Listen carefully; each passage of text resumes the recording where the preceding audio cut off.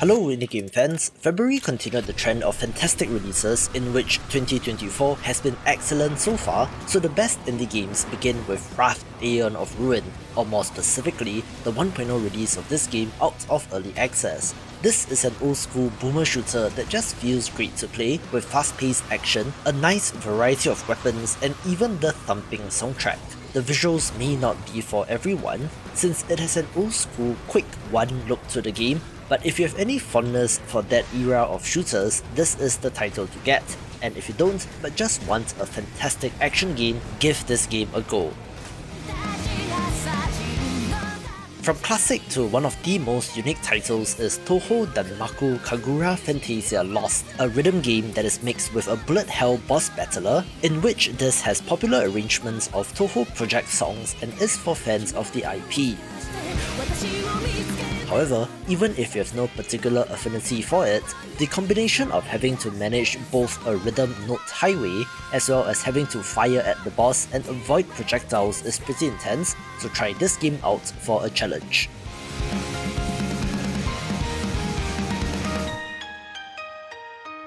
On the surface, the world faces an ancient evil.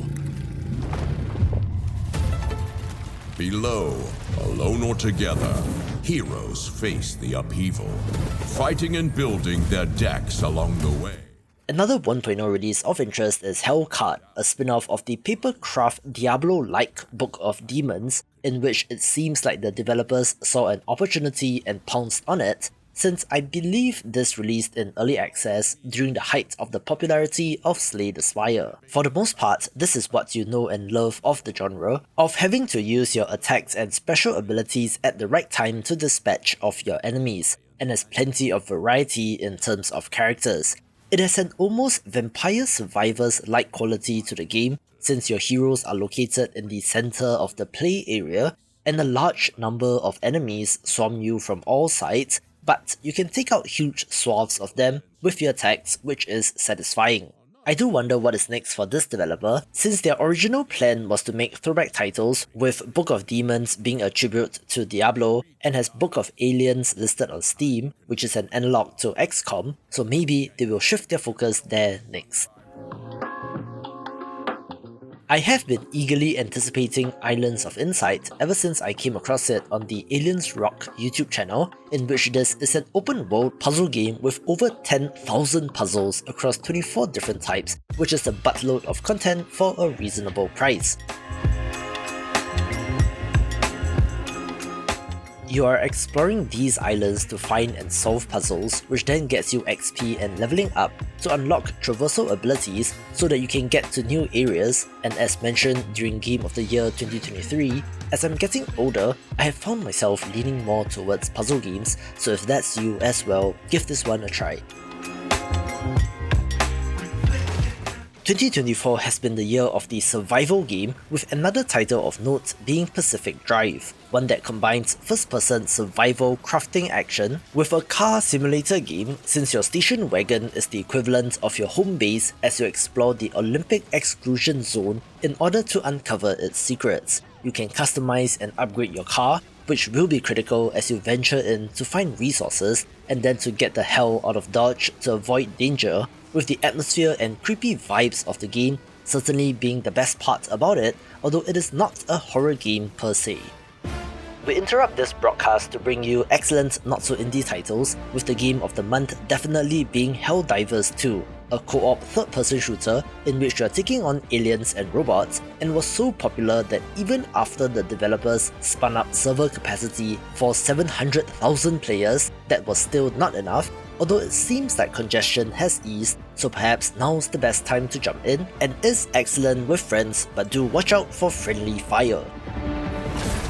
Survival Game 2024 continues with the early access release of Nightingale, one that has a self-described gas lamp fantasy world, which is Victorian steampunk-ish, where you're exploring the Fey realms, which are filled with mystical monsters and thus still have that survival gameplay loop. Reviews are mixed due to the always online requirement, but the developers have said that they are working on an offline mode and still has a ways to go in early access. a game that has absolutely crushed it as Sons of the Forest with an astounding 162,000 Steam reviews as of recording, which translates to a whole bunch of sales and money for the developer, and is the sequel to The Forest, in which this survival game has you fighting cannibals and monsters and is one of the best games in the genre. I just noted that there are quite a number of 1.0 releases on this list, another of which is Spiritfall, a roguelite platformer with platform fighter inspired combat and has Hades vibes as well. You are battling your way through the world and calling upon divine spirits which grant you elemental powers, using these synergistically to defeat your enemies. People have been pointing to Ubisoft-published Brawlhalla as a reference point for how it feels to play, in which it's an excellent roguelite, so get it if you love the genre.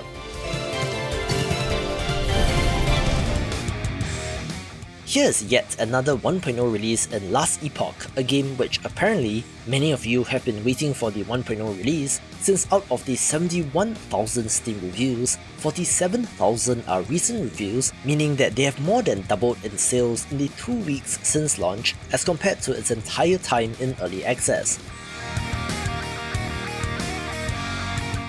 This is a Diablo-style action RPG with good combat and fun abilities, having a story setup that sees you travelling through space and time, so that means even more variety in the worlds that you explore and the enemies you face.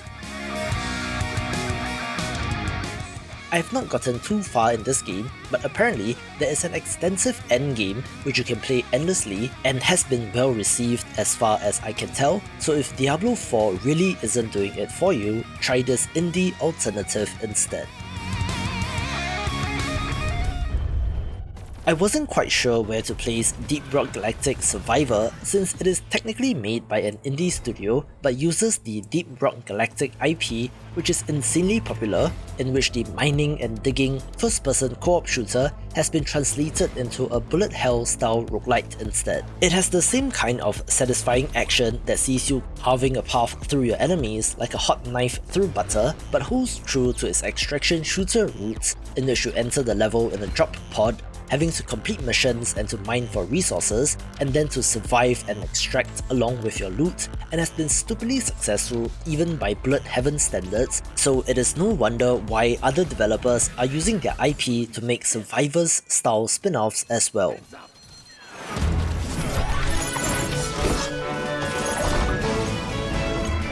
A game 13 years in the making is Secrets of Grandia, a game that suddenly announced its 1.0 release out of nowhere the other day. And while it hasn't exploded in popularity as much as Last Epoch has, it's still a milestone and is worth a play.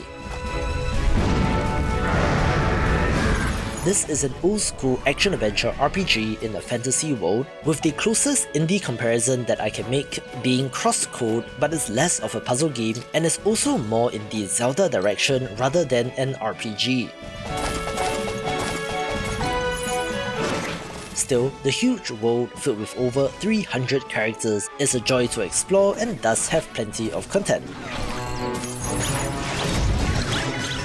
According to some of you in the comments, the reason why it took as long as it did was that the early access updates were chock full of content that rivaled whole indie games, so the developers have poured their hearts into this game and have kept it at a reasonable price, which you always love to see. Other than Helldivers 2, the game of the month has to be Balatro, a deck-building roguelite that uses poker hands as its base, but is more about the overpowered joker cards that can drastically change the momentum of the game, with there being a bunch of stuff to unlock and so many seemingly broken builds that make you feel special and is sure to suck up hours and hours of your life. For more strategy roguelites, watch this video for 50 upcoming titles.